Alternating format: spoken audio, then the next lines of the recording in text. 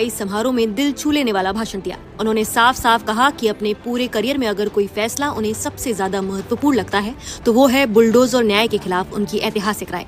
उन्होंने ये साफ किया कि चाहे कोई व्यक्ति आरोपी हो या दोषी ठहराया गया हो, किसी का घर तोड़ देना, वो भी बिना कानूनी प्रक्रिया, कानून के शासन की आत्मा के खिलाफ है। उनके अनुसार घर का अधिकार मौलिक अधिकार है और उस घर में रहने वाले परिवार, माता पिता, बच्चों या बुजुर्गों का कोई दोष नहीं होता। उन्होंने गर्व से बताया कि ये फैसला उन्होंने दुनिया के सामने भी रखा ताकि ये संदेश जाए कि भारत में कानून चलता है, बुलडोजर नहीं।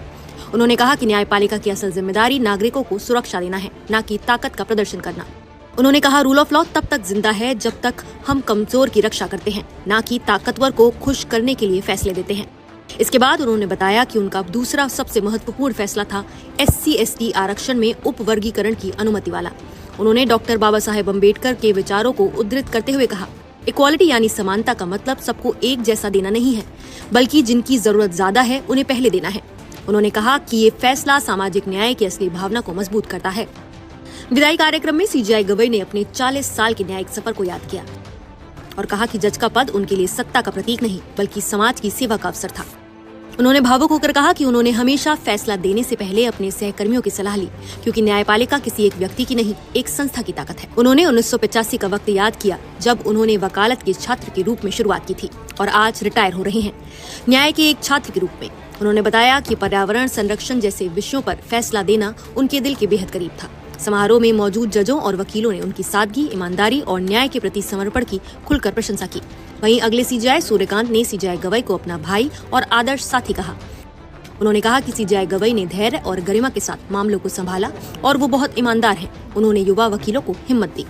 CJI गवई ने अपने समुदाय के खिलाफ लिए गए एक कठिन फैसले का भी जिक्र किया, SC में क्रीमी लेयर लागू करने का। उन्होंने बताया कि इस फैसले की वजह से उन्हें अपने ही समुदाय की आलोचना झेलनी पड़ी, लेकिन वो मानते हैं कि न्याय वही है जिसमें असली जरूरतमंदों को सबसे पहले फायदा मिले।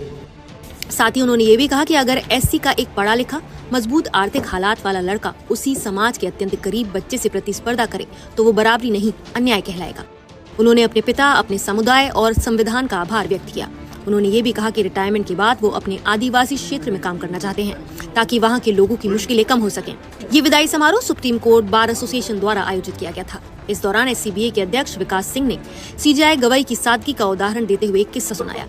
उन्होंने बताया कि जब CJI गवई अपने गाँव गए थे तो सुरक्षा कर्मी नहीं ले गए थे और जब उनसे पूछा गया कि उन्होंने ऐसा क्यों किया, तब CJI ने कहा था कि अगर कोई मुझे मेरे ही गाँव में मार रहा है तो मैं जीने का हकदार नहीं हूँ।